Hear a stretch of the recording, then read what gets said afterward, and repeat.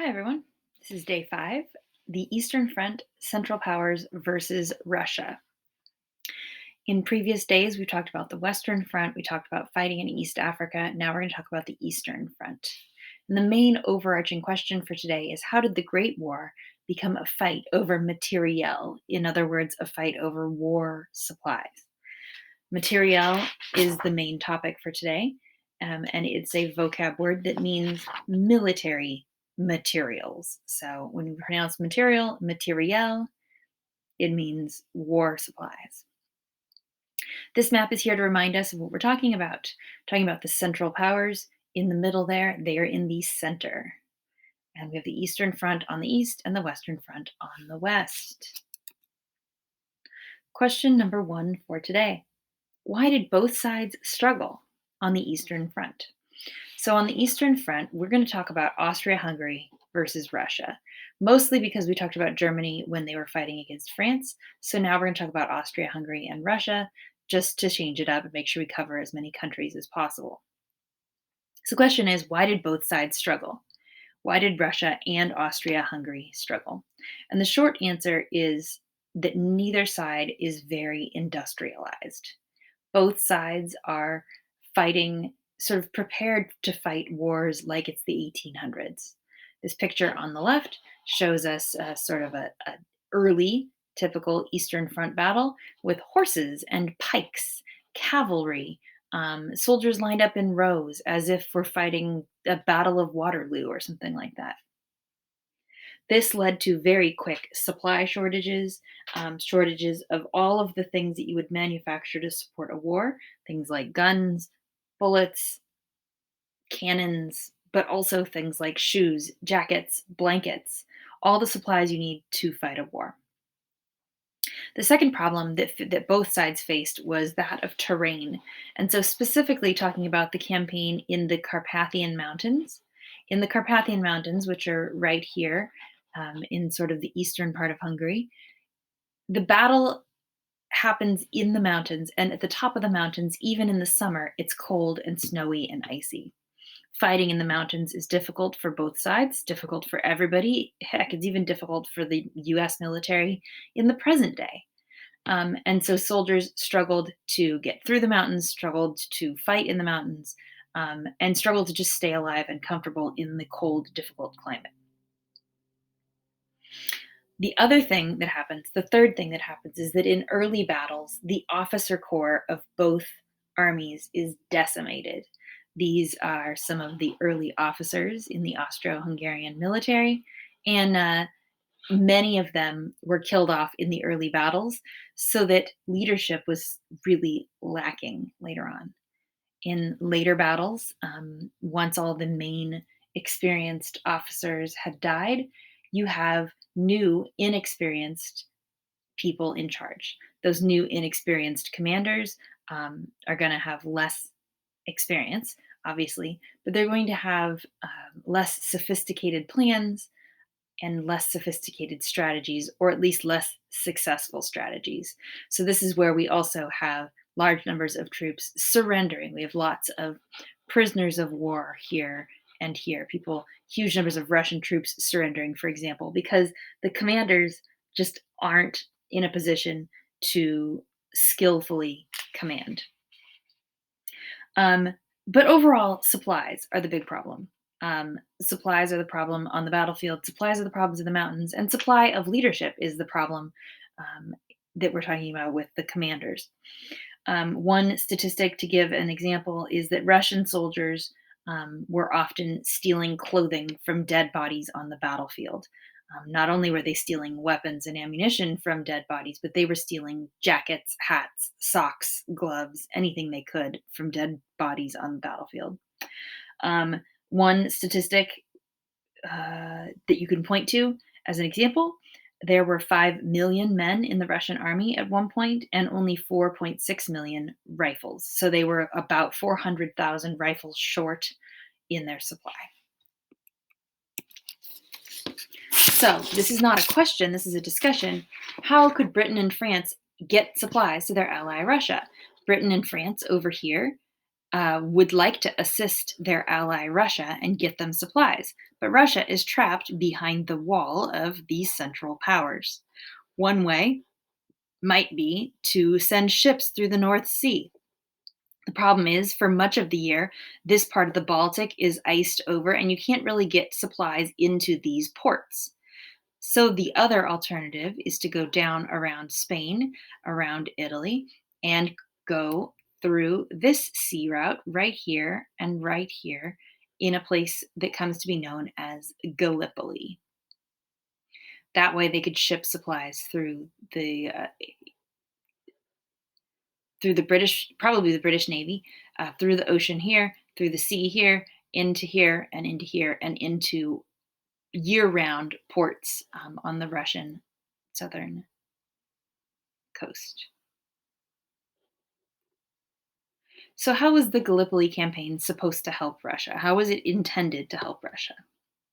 Well, Britain and France were determined to send supplies to their ally Russia, and since that wasn't possible through the north, they decided to go through the south.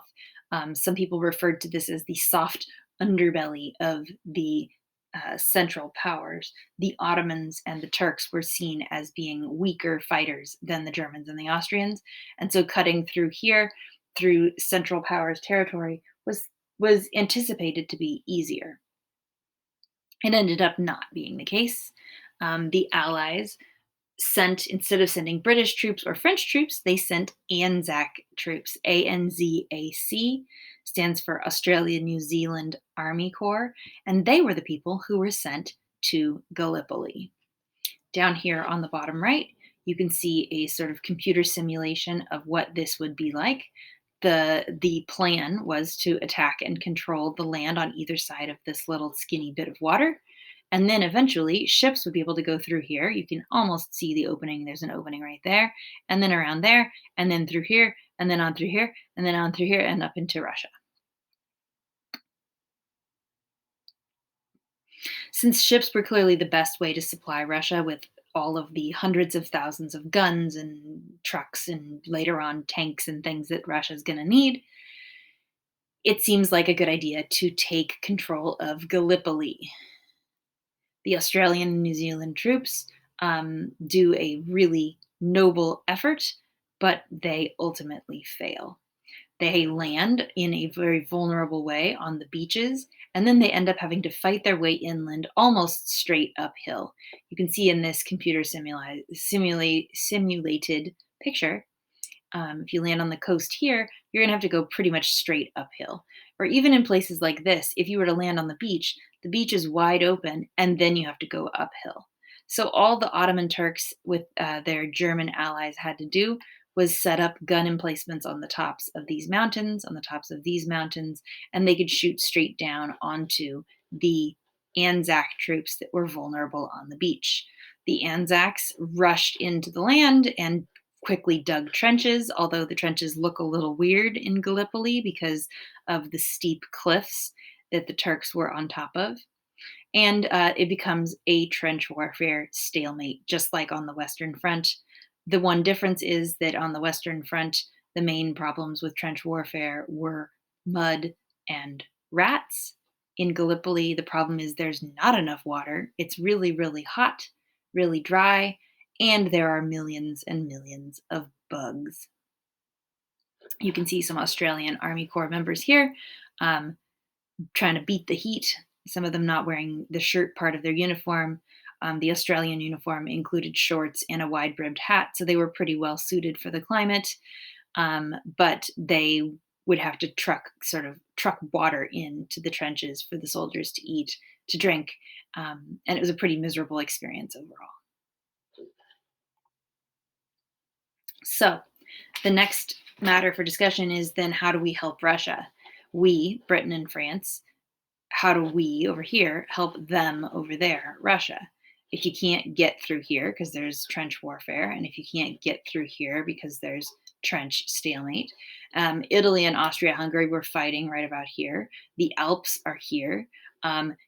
What about going through Greece, Montenegro, Serbia, Romania into Russia? Yes, but the name Montenegro should remind you of the geography of this part of the Balkans. It's pretty mountainous. So going over the mountains here is not very easy. Going over the mountains here is not very easy. Um, so, how else can Britain and France help their ally Russia? And there's one last way Britain can help. If we can't get supplies into Russia, then we also are going to prevent Germany from getting supplies in to their country. So the British decide to blockade Germany right here so that German ships cannot go in or out of the North Sea. This brings us to our last question. Why did Germany adopt unrestricted submarine warfare, even though it risked bringing the US into the war? So start with the British blockade over here, exemplified on this map. The British blockade right here, a double sort of strong blockade. They blockade right here, a little bit less, sort of a single line of ships. There's a much looser blockade up here and down here. It's sort of a three-part system. So if a German ship got through here, they'd be trapped here. If they got through here, they'd be stuck there and there. If they came around this way, they'd be stuck by that and by that. British ships in a blockade formation, patrolling back and forth continuously, so that German ships, cargo ships, battleships, destroyers, it doesn't matter, aren't going to be able to get through. So the Germans resort to using submarines. German U-boats, submarines, Unterseeboot, which means undersea boats. German U-boats attack British ships all over the North Sea and the North Atlantic. In this picture in the middle, these are locations of, alleged U-boat attacks. This is a piece of German propaganda, but it is close enough to true that the U-boats did a lot of damage to British shipping. The unrestricted submarine warfare part is the part that gets a little controversial. Unrestricted submarine warfare means that they are no longer going to restrict their attacks to just military ships. Now, Germany decides they are going to attack passenger ships, civilian ships, fishing vessels, basically any ship that's out there that's not German, it's going to get sunk. Students often ask, why didn't they just use the submarines to smuggle things in and out of Germany? And the answer to that is that these submarines are very small. These aren't like modern nuclear subs or the kind of things that you might think of from maybe even World War II or the Cold War. These are very small things you can see in the picture on the right. Here, they're a very small, very stinky little place, and the large part of it is taken up with torpedoes. Here you can see in the back there's a guy, and here's some torpedoes. Their primary goal is just to shoot and sink ships. And the idea is if they shoot and sink enough British ships, the British will give up on the blockade and just let the Germans go through. However, the gamble did not pay off. German U-boats, among other things, brought the U.S. into the war when a ship called the Lusitania was sunk by a German submarine, and it had Americans on board. It was a British ship. It was a passenger ship. You want to think like, a mini Titanic or a cruise ship or something like that. Sunk by a German U-boat, caused a huge crisis internationally, and eventually is going to lead the US to declare war on Germany.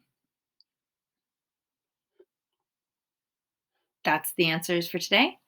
We have 3 summaries to answer, and then you need to combine them into a single paragraph that answers the overarching question: how did the Great War become a fight over materiel, a fight over supplies?